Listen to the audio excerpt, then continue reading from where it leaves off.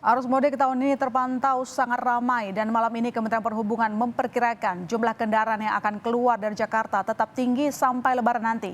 Untuk membahasnya lebih jauh, kita berdialog dengan juru bicara Kementerian Perhubungan Adita Irawati. Selamat malam, Mbak Adita. Selamat malam Ilona. Selamat Hari Raya Idul Fitri. Mohon maaf lahir batin, Mbak Adita. Sama-sama juga maaf Oke, lahir batin. pertama kami mengapresiasi tahun ini setidaknya sampai 20 April datanya begitu ya, perjalanan mudik terlihat cukup lancar begitu. Rekayasa lalu lintas juga tampaknya diterapkan berjalan efektif. Mengingat jumlah pemudik yang keluar Jakarta begitu ramai ya kalau kita lihat survei kemarin. Lalu apakah puncak arus mudik sudah lewat, Mbak Dita? Ya, untuk arus mudiknya sendiri kami melihat sudah mencapai puncak pada tanggal 19 April yang lalu. Mhm. Jadi H-3 itu adalah puncak arus mudik ya. Itu kita lihat dari data-data kendaraan yang keluar dari Jakarta menuju ke arah timur, Mhm. juga catatan dari penumpang yang menggunakan transportasi umum. Jadi hampir Hmm. sama semua mengalami puncaknya pada tanggal 19 Februari. Jadi Oke. kalau kemudian tanggal 20 dan hari ini kelihatan memang lebih landai ya, meskipun tanggal Mhm. 20 masih tinggi, tetapi tidak setinggi tanggal 19. Jadi kita lihat puncaknya sudah terjadi tanggal 19 kemarin. Oke, saya sempat membaca pernyataan Mbak Dita begitu ya bahwa nanti lonjakan kendaraan yang keluar Jakarta akan tetap tinggi sampai Idul Fitri. Apakah jumlahnya akan lebih besar? Lalu kemudian bagaimana analisanya? Atau mungkin banyak tapi mungkin tidak seramai di tanggal 19?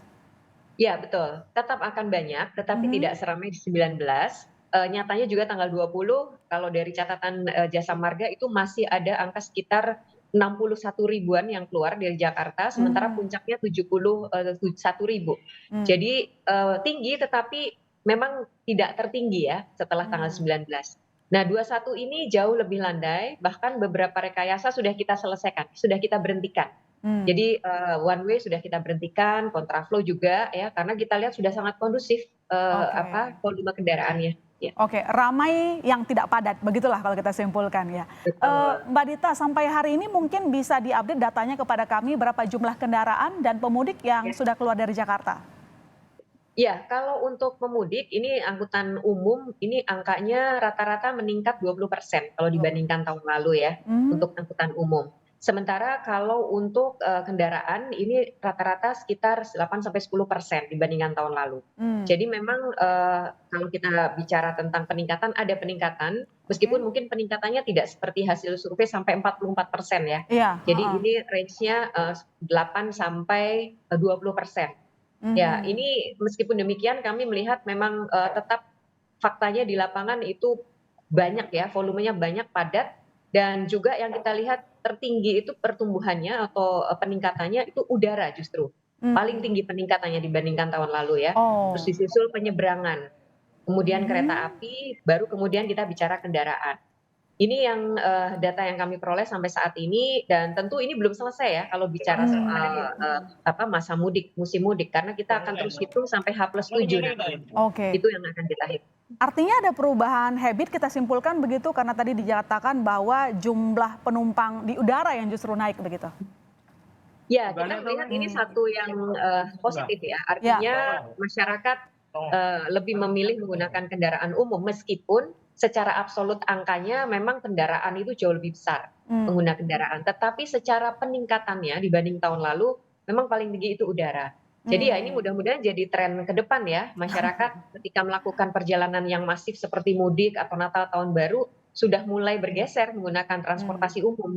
Karena memang Hmm. itu tujuan kita ya, Ya. beralih perilakunya untuk menggunakan transportasi umum yang lebih terintegrasi, Ya. lebih bisa dijamin keselamatannya gitu, lebih waktunya juga lebih jelas gitu, Mhm. Ya, begitu. supaya kepadatan tidak hanya terjadi di darat saja, kalau dipisah-pisah kan mungkin akan, lebih lenggang begitu nanti jalanan ya.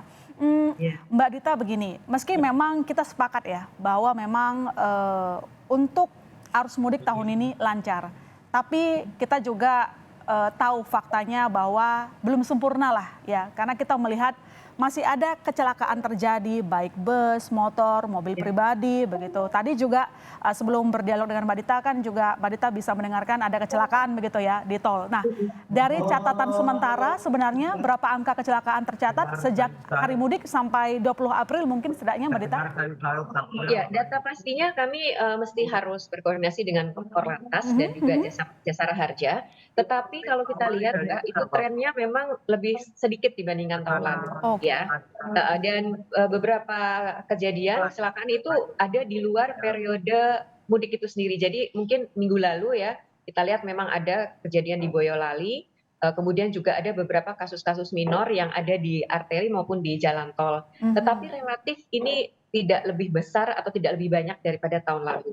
Ya kita tentu berharap arus baliknya tetap bisa kita pertahankan atau bahkan justru jauh lebih kecil ya, supaya nantinya kinerja keselamatan transportasi juga jadi lebih baik. Ya, ini juga kabar yang baik juga ya kalau memang kita konsisten angka kecelakaan bisa turun. Kalau di tahun 2021 ke 2002 saja turunnya 11%. Semoga tahun ini lebih gede lagi gitu ya jumlah yang bisa kita turunkan begitu. Lalu Mbak Dita, bagaimana antisipasi kepadatan arus balik nanti? Iya, arus balik kita prediksi itu tanggal 24 dan 25 April, jadi hari Senin dan Selasa ya. Oke. Itu untuk para pemudik yang sudah mudiknya di awal. Kita prediksi mereka karena rata-rata sudah seminggu di kampung halaman terus kembali ke Ya. daerah asal ya. Heeh. Sementara kita mengidentifikasi juga ada puncak yang kedua, itu tanggal 29 dan 30 April Oke. untuk yang mudiknya baru mepet-mepet Lebaran gitu. Ini memang Hmm. perilaku yang biasa terjadi ya. Kami tetap harus siap siaga dan beberapa pola rekayasa juga akan diberlakukan, sama seperti ketika arus mudik tetapi ke arah sebaliknya gitu ya, dari timur ke barat, juga nanti dari Sumatera ke Jawa, karena kebanyakan memang arus balik itu dari Sumatera ke Jawa nantinya, Oh ya. dan di dalam Pulau Jawa sendiri, rata-rata Jawa Tengah, Jawa Timur menuju ke barat, Oke. Jabodetabek dan Jakarta. Jadi ini yang akan kita terus pantau dan seperti apa nanti penanganannya setidaknya sama dengan arus mudik, tetapi di arah sebaliknya. Kira-kira Oke. seperti itu. Arus balik 2 tahap begitu berarti ya, 24, 25 dan 29, 30. Nah, Ya. tapi bagaimana antisipasi kita untuk menghindari kepadatan arus lalu lintas? Karena tadi saya mendengar dan di situ juga ada Mbak Dita ya, Pak Menteri Perhubungan mengatakan menghimbau masyarakat agar tidak melakukan perjalanan balik 24 sama 25 April. Dan untuk mengajak melancarkan ajakan tersebut akan ada diskon katanya. Nah, ini bisa dijelaskan lebih jauh diskonnya berapa? Apakah cuma darat aja ataukah nanti juga pesawat, tiket dan lainnya? Ya, ini sebenarnya juga satu pembelajaran juga dari arus mudik ya. Pada saat itu ketika cuti bersama diajukan, kita juga berupaya memberikan tanda kutipnya insentif gitu kepada masyarakat yang mudik duluan, mudik lebih awal. Jadi kita berkomunikasi dengan operator, baik itu operator jalan tol, udara, laut, dan kereta api, untuk memberikan insentif berupa diskon atau promo untuk yang akan berangkat lebih dulu gitu. Nah, sebaliknya di arus balik ini kita juga menerapkan pola yang sama sehingga nanti puncak arus baliknya juga tidak numpuk di 24, 25 saja. Bisa terpecah di antara 26 sampai 28 April ya. Oke. Sehingga nanti beban jalan maupun beban transportasi umum juga tidak akan terlalu tinggi gitu. Dan kita lihat buktinya ketika arus mudik dengan strategi itu ternyata cukup berhasil ya. Gitu. Beban jalan tidak terlalu padat gitu ya. Ya. Kalaupun ada kemacetan tidak terlalu lama, akhirnya bisa diurai. Hal-hal seperti itu yang jadi evaluasi kami dan kami upayakan bisa dilakukan lagi di arus balik ini. Oke. Mengenai diskon ini memang ada dan Jasa Marga sudah mengumumkan bahkan dan juga beberapa operator jalan tol yang lain nanti periode 27 dan 28 ini akan ada diskon untuk pengguna jalan tol. Sementara untuk transportasi umum Pak Menhub juga sudah berkomunikasi dengan operator. Operator juga ternyata memang sudah mempersiapkan gitu. Jadi untuk operator pesawat, udara ya, angkutan udara dan kereta api juga sudah mempersiapkan. Nah ini harapannya nanti masyarakat ada insentif untuk bisa kembali lebih awal dengan tarif yang lebih murah tadi. Oke, ini kabar baik untuk mereka yang belum beli tiket. Tapi kalau udah ya legowo saja dulu begitu ya.